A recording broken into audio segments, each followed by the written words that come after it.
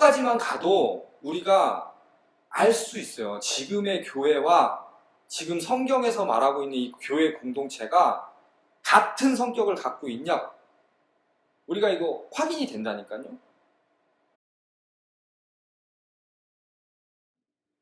적어도 응? 얘네들이 봐보세요. 뭐 니네들 얘네들만큼 뜨거웠어? 너네 얘네들만큼 뭐 서로를 뭐 이렇게 아끼고 사랑해? 이런 얘기가 아니라 우리 도식화해 볼 수 있다니까. 자, 봐봐요. 우리가 서로 아끼고 챙기려면 기본적으로 정해진 규모가 있어. 우리는 사람이다. 우리는 하나님이 아니에요. 우리는 전지전능한 존재가 아니라 우리는 내가 케어할 수 있는 바운더리라는 게 있다고. 응? 아무리 많아도 내가 정말 내 가족처럼 챙길 수 있는 건 몇십 명 이내야. 몇 백 명만 돼도 힘들어진다고. 몇 천 명? 이름 외우기도 힘들걸? 이름 못 외우지. 몇 천 명 이름 외우시나 지금? 아닐걸요? 몇 천 명 되면 그 사람이 누군지 내가 알기 힘들 정도야. 근데 몇 만 명? 남이지. 이런 교제가 가능하냐고. 몇 만 명인데. 근데 우리나라의 대형 교회들 몇만 명씩 되잖아요. 벌써 니네가 그러니 안 그러니 물어보기 전에 구조적으로 불가능하다니까. 이런 초대형 교회는 초대교회에 이런 교제를 나눌 수 없는 구조적 한계를 갖고 있다니까요. 그렇게 거대해서는 목사님이 여러분들 이름 아셔요? 교회 가면? 모르잖아. 목사님이 교인들의 하나하나의 이름을 모르고 교인들 하나하나의 삶에 대해 깊이 몰라. 근데 어떻게 이런 교제가 가능하냐? 성경에 나와 있는 교제가 어떻게 가능해? 이름도 모르는데. 불가능하잖아. 근데 그건 잘못이 아니야. 그냥 규모의 문제, 물리적인 얘기예요. 그렇게 규모가 크면 안 돼. 그러니까 나는, 이건 내 생각입니다. 이거는 내 생각이고 동의하지 않아도 좋아. 근데 나는 이렇게 생각해요. 우리나라에 있는 이런 초대형 교회는 교회가 아니다. 나는 그렇게 얘기를 해요. 왜? 내가 믿는 건 성경이지 교회나 목사님이 아니에요.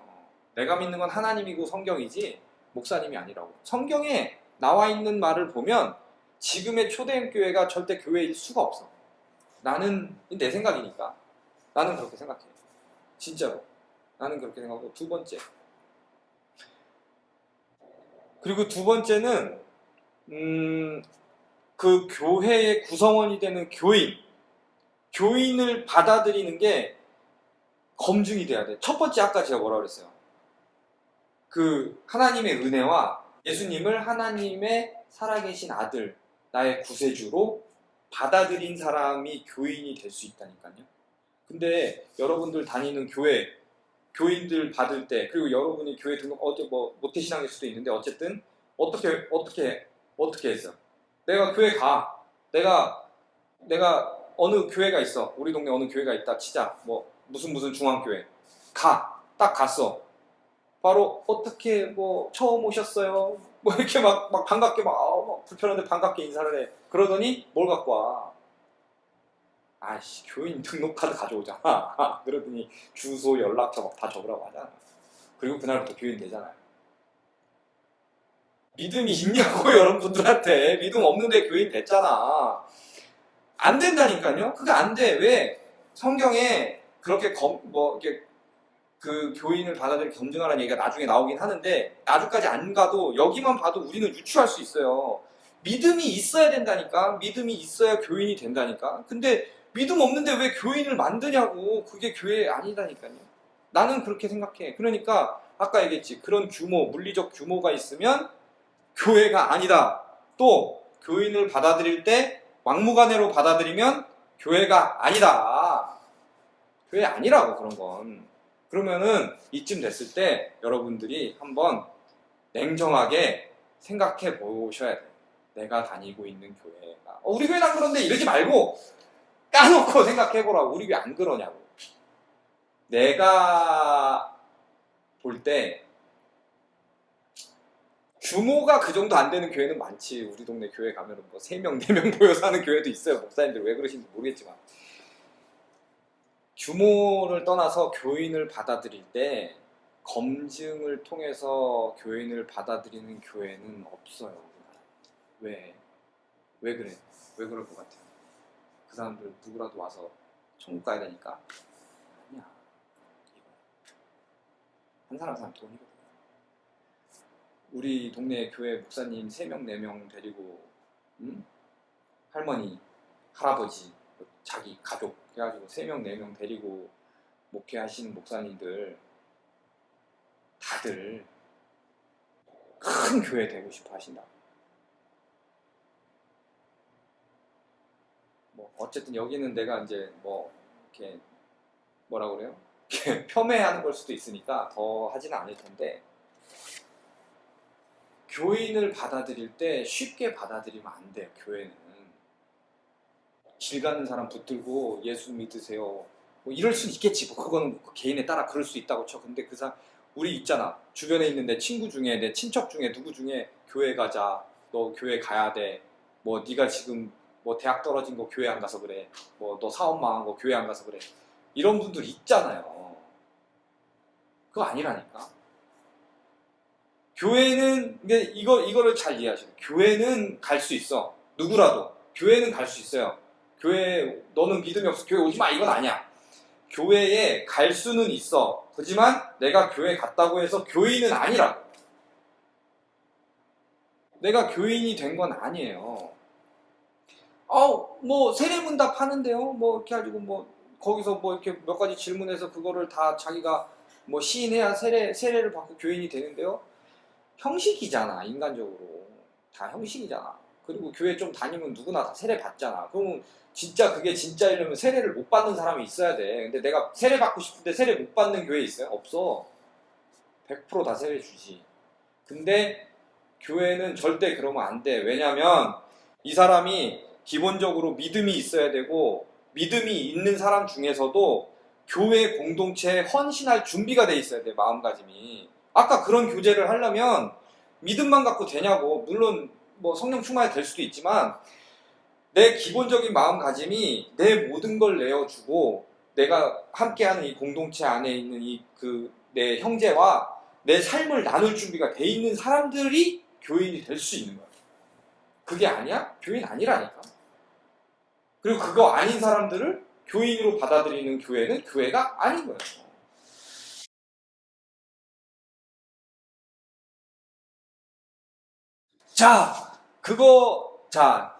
뭐 충분히 할 수 있는 질문이에요. 자, 너는 교인이야. 근데 어떠한 이유 때문에 교회는 안 가고 있어. 그러면은 얘는 믿음은 있어. 확실한 믿음은 있다는 게 전제예요. 믿음은 있는데 이 사람이 교회 안 가. 그러면 이 사람은 교인인가 아닌가? 간단하죠. 교인이에요. 왜? 이제 다른 얘기를 할 때 이 얘기를 할 기회가 우리가 있을지 없을지 몰라. 왜냐하면 나는 이게 설교가 되기를 원하진 않아요. 설교가 되기를 원하진 않아서 아주 디테일한 모든 걸 하진 않을 건데, 그 예수님이 돌아가신 거, 핏값으로 산 게 뭔 줄 아느냐인 거예요. 그 다 알면서 내 걸로 만들질 못하니까 받아들이질 못하는데, 핏값을 주고 사신 게 뭐냐면 제사를 없앤 거예요.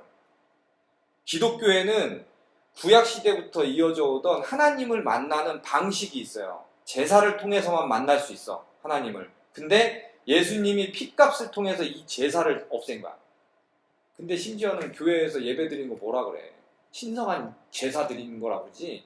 예배는 제사가 아니라니까. 하나님이 핏값을 사고 핏값을 주고 없앤 게 제사인데, 지금 모여가지고 제사를 드리고 있다 그러면 어떡하냐고. 아니라고. 그러면은 제사가 없어졌어. 그럼 뭐가 생겼어요? 장소에 구애받지 않고 모든 만민이 예수를 하나님의 아들로 믿고 받아들이면 하나님과 독대할 수 있는 권한을 얻어낸 거예요.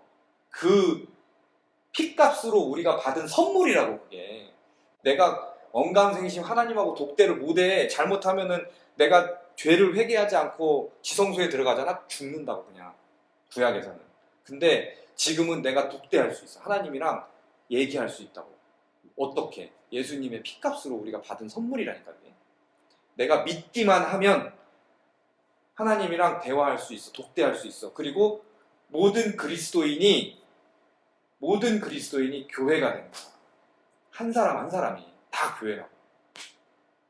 그래서 여기에서 그 모든 게 파생되는 거예요. 우리가 뭐 나쁜 짓 하면 안 돼, 이런 모든 것들이 다 열로 연결돼.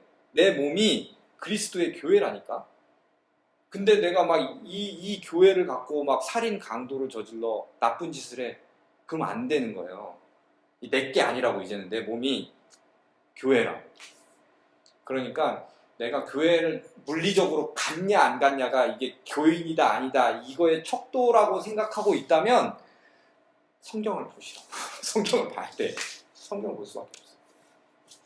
그래서 이거는 어쩌면 제 개인적인 생각이라고 누군가는 얘기할 수도 있어요. 하지만 저 스스로는 나름대로의 성경에 나와 있는 내용들을 토대로 생각하는 거예요.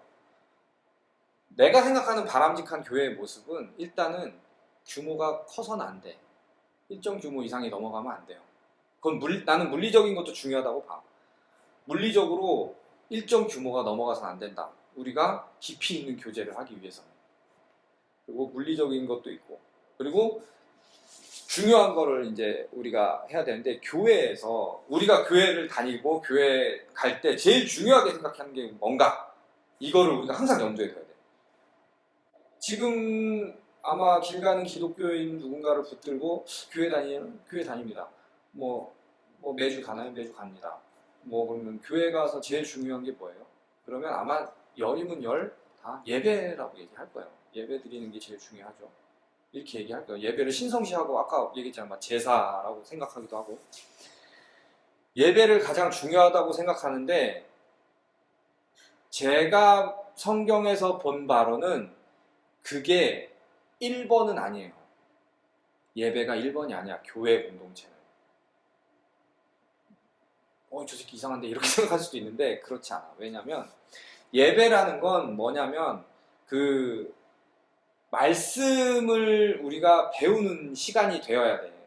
목사님들의 만담을 듣는 게 아니라 만담 이게 아니라 성경을 배우는 시간이어야 돼. 왜냐면요, 그 시대에, 교회가 처음 만들어진 시대에는 우리가 지금 보는 것처럼 성경이 없었어. 그때 성경이 없었기 때문에 이 말씀을 들을 수 있는 기회는 교회에 갔을 때 예수님의 제자들이나 그런 직분을 가진 사람들, 이거를 제대로 알고 있는 사람들로부터 듣는 방법밖에 없었어.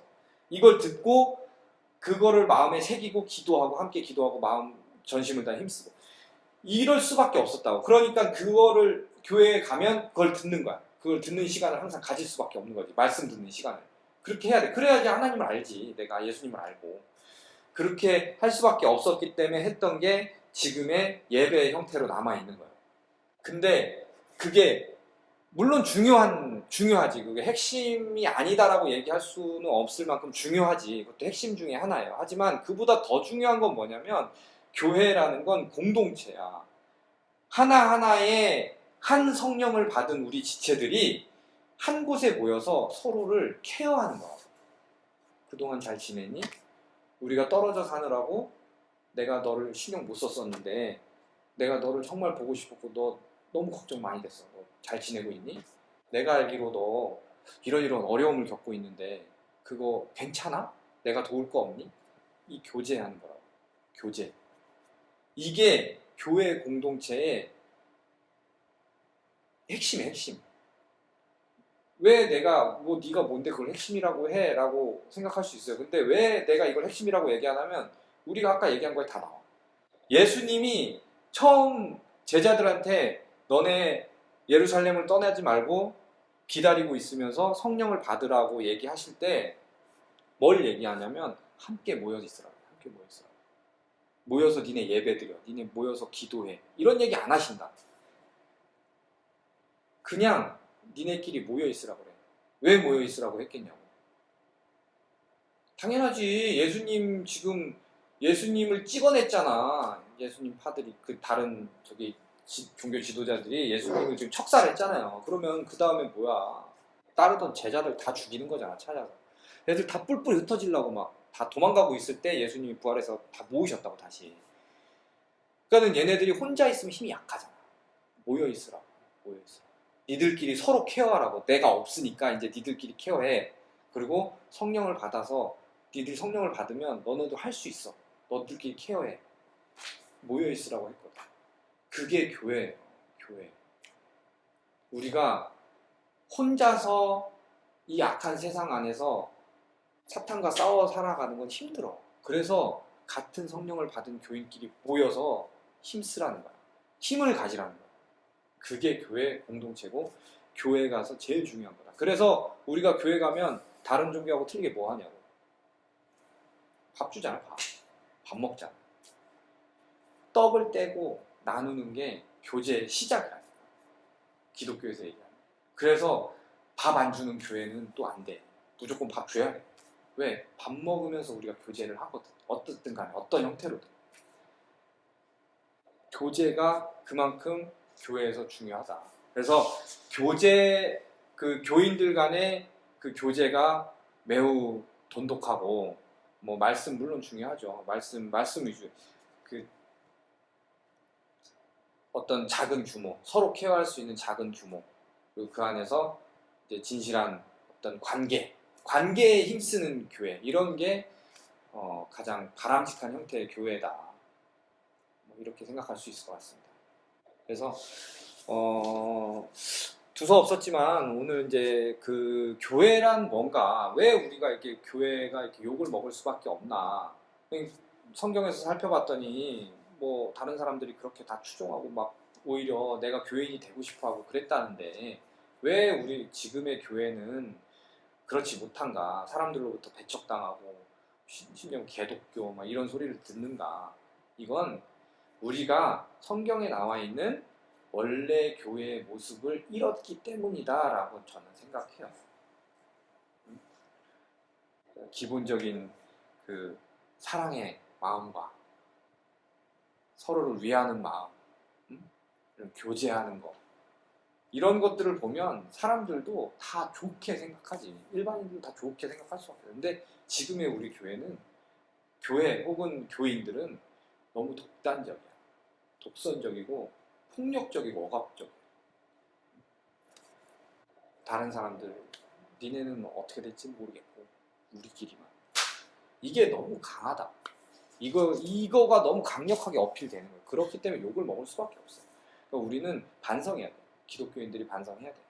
그리고 사실은 교회가 반성해야 되고 목사님들이 사실은 반성해야 된다고 저는 생각해요. 그래서 이렇게 교회에 대한 얘기를 뭐 간단하게 뭐 두서 없지만 정리를 해봤고, 다음 시간에는 우리가 또 많이 우리가 얘기하는 건데, 선악과와